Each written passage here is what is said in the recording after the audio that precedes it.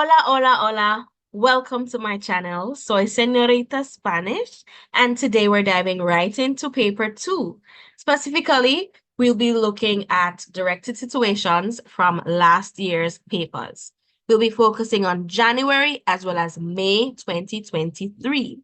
But before we get started, please do not forget to like, share, and subscribe to my channel for more videos, as well as to click that notification bell so that you can be notified instantly whenever I post a new video.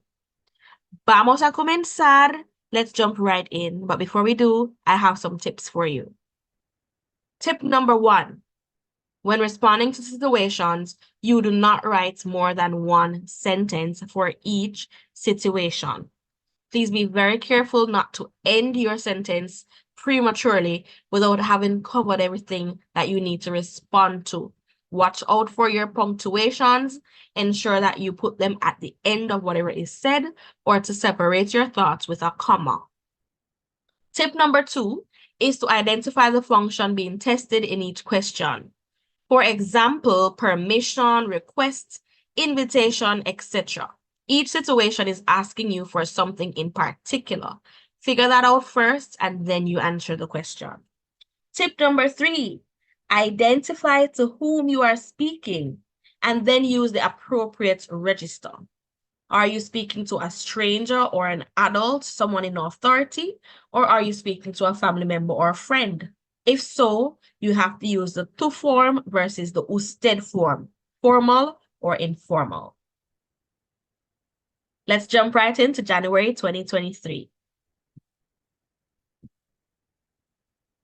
The first question says, in an online game you are playing with friends, you are asked to write one thing everyone knows about you and one thing no one knows about you. What do you write?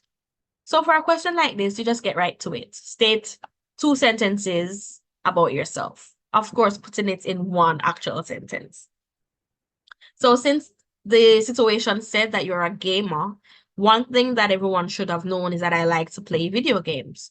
Me gusta jugar videojuegos. Pero también, but also, me encanta bailar. I love to dance. So we have me gusta as well as me encanta. Me gusta is I like, while me encanta is I love. And both of these verbs are followed by another verb in its infinitive. So it cannot be me gusta juego or me encanta bailo. You do not conjugate the verb that follows any of these verbs. The next situation says, your mother is fed up with the untidy state of your room. Write the note she leaves telling you what you should do and the consequence of not obeying. We could approach this situation in a number of ways. We could use a command to say, for example, clean your room, or we could say you should clean your room using the verb deber, which means to should or to must. And this verb is followed by the infinitive.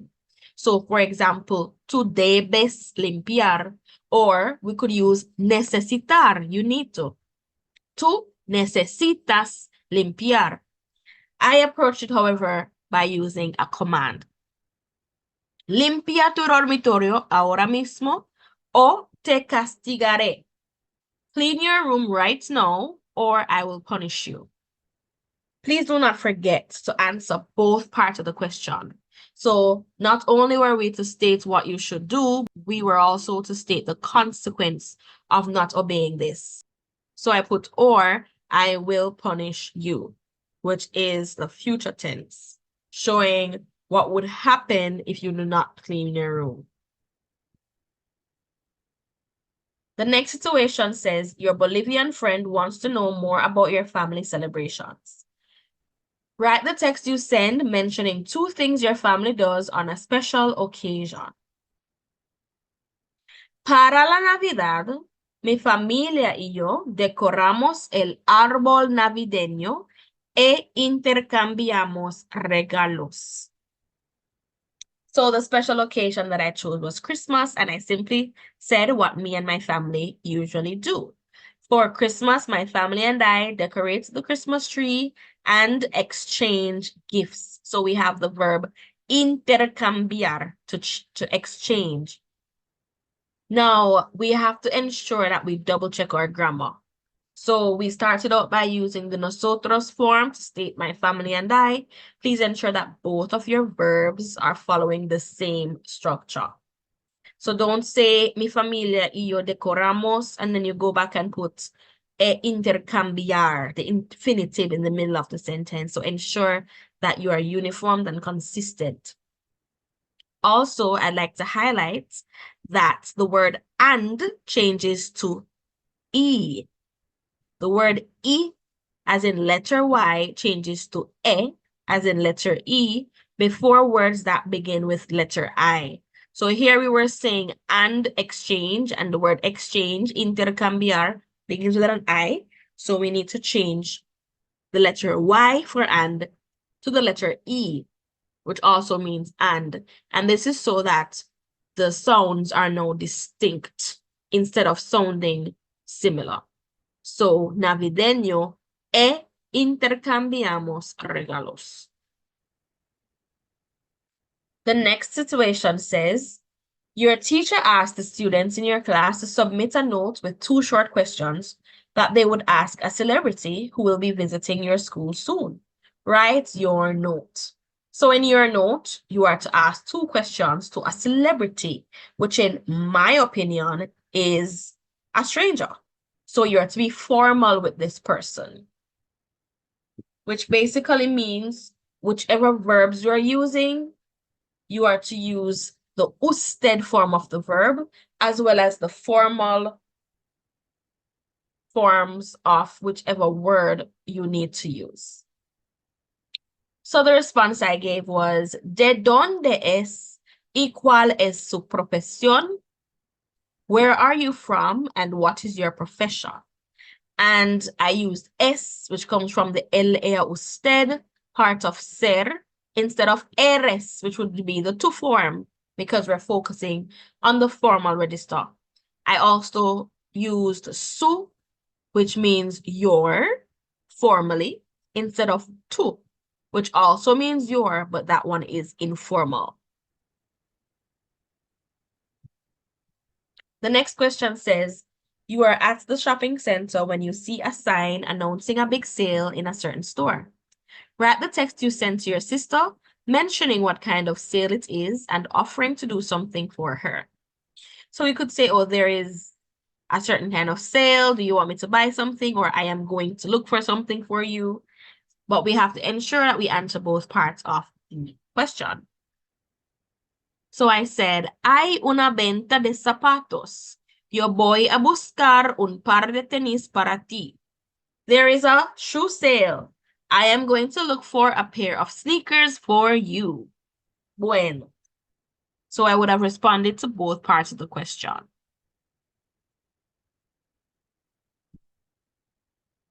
F, your father is traveling abroad and at the airport realizes that he has forgotten something at home. Write the text he sends to your mother, mentioning what he forgot and asking her to do something. So once again, as you realize, most of these questions are asking you to provide 2 parts to the question, right? So here you are acting as the father, speaking to his wife, and we are to say that we left something or forgot something, and we're to ask her to do something. So I said, me olvidé mi pasaporte. ¿Puedes traérmelo, por favor? I forgot my passport. Can you bring it to me, please? So we have the verb olvidarse, which means to forget, and it is reflexive. Now, I forgot is the past tense, which means we need the preterite conjugation for olvidarse. Me olvidé. Now, because we already mentioned that we left mi pasaporte, we don't have to mention it again. We can use an object pronoun to replace it, which is what I did in the second line. Can you, of course, this can you is informal because you're speaking to your wife. Puedes, the to form. Traer means to bring something towards the speaker. And then we have it to me. Puedes traer it to me. Can you bring it to me, please? If you're not familiar with object pronouns, please ensure that you revise direct object pronouns as well as indirect and double object pronouns. Let's move on to the next question.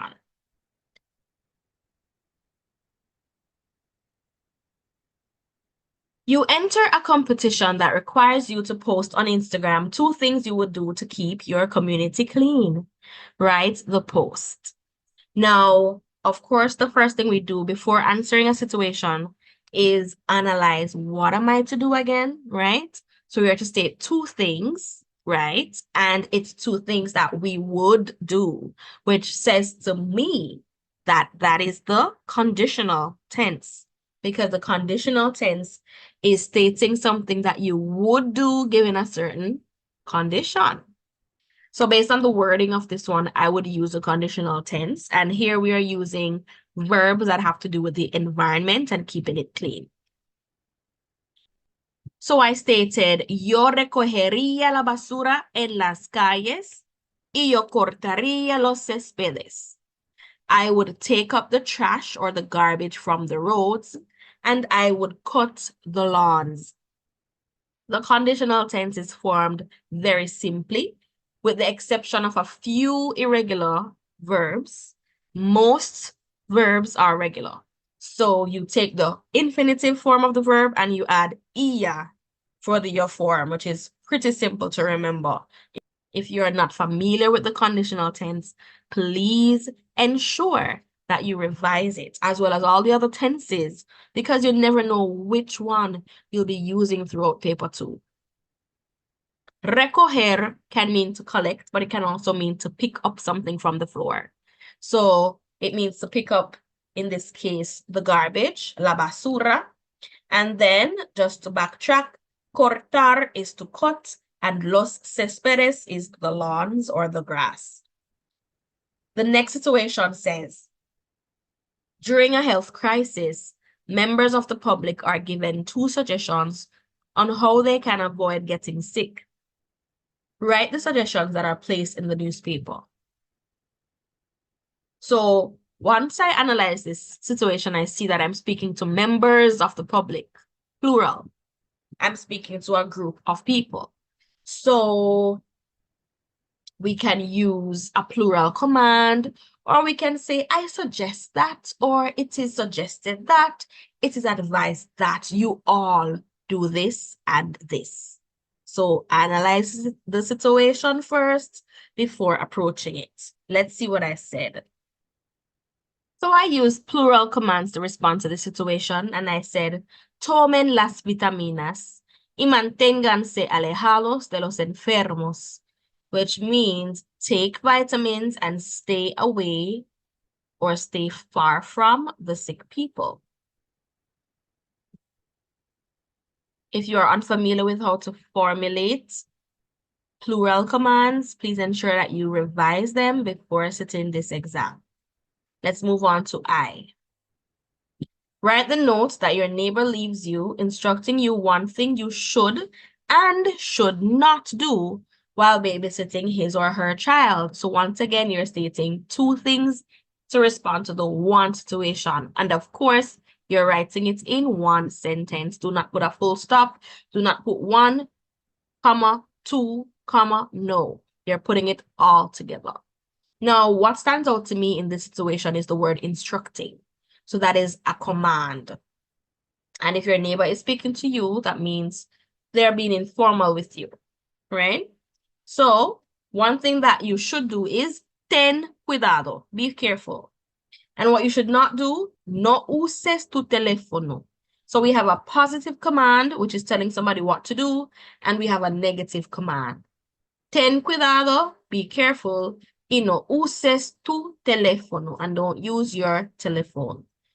As you can see, commands are pretty common for the situations. Please ensure that you know how to use them. There are different forms, there are different formations, and we need to be prepared for anything. The final question in the January paper was, there have been robberies in your community. Write the notice that is placed on the community notice board, advising residents of 2 things they should do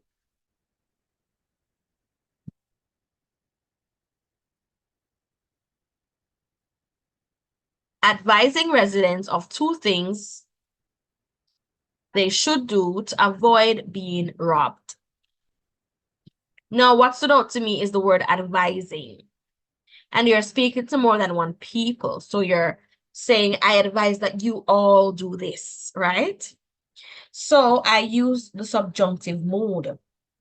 And the phrase that begins my sentence is, it is advised that.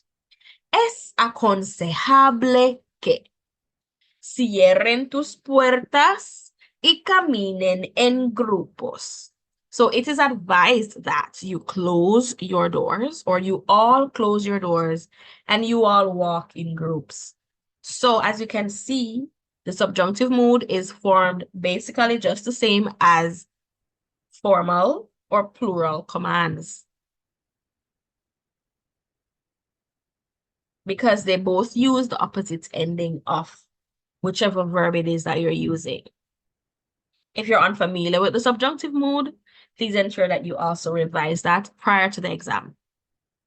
This brings us to the end of January's paper. How was it for you? Let's move on to May 2023. The first question says, your football coach has canceled today's practice. Write the text message that he sends to the team saying why practice was canceled and suggesting another meeting time. So you're saying 2 things. Why was practice canceled and when you can meet again. No, you don't have to overcomplicate the response by saying, oh, practice was canceled because. You can just state the reason. Now, I said, va a llover. It's gonna rain. So that's my reason. That's why practice was canceled. Sugiero que practiquemos mañana a las 2. And then for my suggestion, I suggest that we practice tomorrow at 2. Once you're suggesting that someone else does something, that is once again the subjunctive mood. So as you can see, our verb, practiquemos, is in the opposite, is using an opposite ending, some new letters. Please ensure that you revise the subjunctive mood.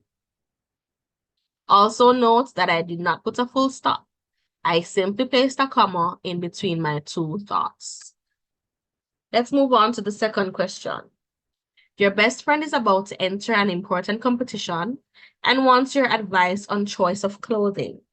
Write the text message you sent to him or her, insisting on how he or she should dress.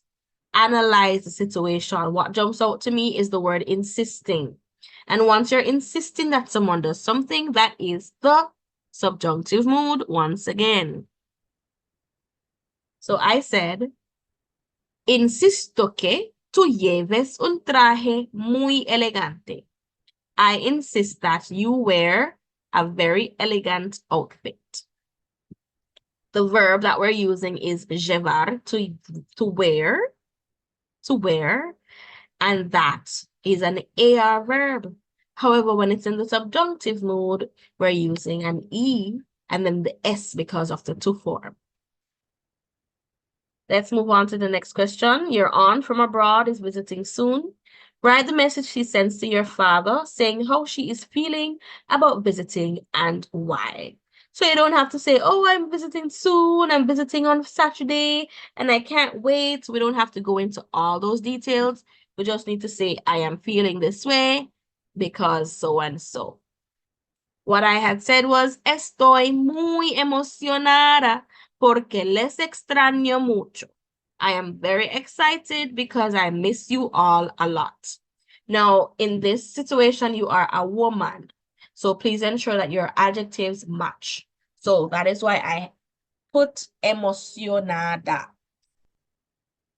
The next question, your community is having a variety concert and asks participants to send an email saying what they will be doing and how much time they will need. Write the email that you send. So what jumps out to me is the word will. Of course, this event has not yet taken place, So you can either use the future tense to say, I will do this, or you can state voy a, I am going to, which should be followed by another verb in its infinitive. For example, I am going to dance, yo voy a bailar, or the future tense. And we are to state two things. So I said, yo cantaré, I will sing. Necesitaré 10 minutos. I will need 10 minutes. The next question. You have to wake up early tomorrow morning. Write the message you leave on your brother's bed, requesting a wake-up call, given the reason. So you're talking to your brother and you're stating, can you? So once you are requesting something, it's can you. That's the verb poder. Now you are to see, who am I speaking to? Am I speaking formally or informally? And since it's your brother, we need puedes. If it were the formal register that we're using, we would need puede. Poder is followed by the infinitive. So puedes ayudarme, for example. But in this case, we are to request a wake-up call. So can you wake me up? Puedes despertarme. Can you wake me up? Mañana a las 5, por favor. Tomorrow at 5, please. Comma. Please note the comma. Because there's something else we need to state. It says give the reason. Tengo una cita. I have an appointment. The next situation says, your mother sends a text message to her doctor asking what she should do to ease her headache. Write the doctor's response advising her on 2 things she can do. 3 things jumps out to me right here. We're not asking the question. We are the doctor responding. So please bear that in mind. So don't read half of the situation and think that you understand what it's saying. And don't be confused and go ahead and say, oh, what should I do to ease the headache? No, we are now the doctor. So that jumps out to me firstly. The second thing that jumps out to me is the fact that I am advising her. And if I'm advising someone else to do something, that is the subjunctive mood. Thirdly, I am advising her of 2 things, not just 1. So I used the subjunctive mood and I said, I advise that. Yo aconsejo que tome 2 pastillas de Panadol y descanse. So I advise that you take 2 Panadol pills and rest. Now the you here is the usted form because I am being formal with my patient. Let's move on to the next question. Your school is having a fundraiser and each student is supposed to contribute an item. Write the note that your teacher sends to your mother stating what item you need to contribute and its due date. So once again, we're stating 2 things. We are now the teacher speaking to the mother, and we're stating what the student needs to bring and its due date. So I said, buenos días. Marisol necesita traer los platos para el jueves. Good morning. Marisol needs to bring the plates by Thursday or for Thursday. So you don't want to be asking yourself, how do you say due date in Spanish, right? You don't need to formulate it that way and say the due date is. No, just state when, for when, right? Think about another way to formulate the structures that you have in mind. The next situation says your neighbor asked you to buy him or her an item from the grocery store, but forgot to give you details about this item. Write the text message that you get from your neighbor with the 2 details. So let's say you asked them to buy something, but you weren't specific as to what the item is, or you didn't describe the item properly. So I said, cómprame un pan dulce y fresco. Buy me a sweet and fresh bread. So the 2 details could simply be two descriptions of the item. See? The next one says, your cousin has just returned from a trip abroad. Write the Instagram message he or she sends you saying what he or she liked most and least about the trip. Now, we don't want to overcomplicate this one. We can just simply say, I liked most the food, or I liked the trip or the journey the least, for example. Now, please note that it says liked. So that is the past tense, the present tense. Me gustó más la comida, pero me gustó menos las líneas largas.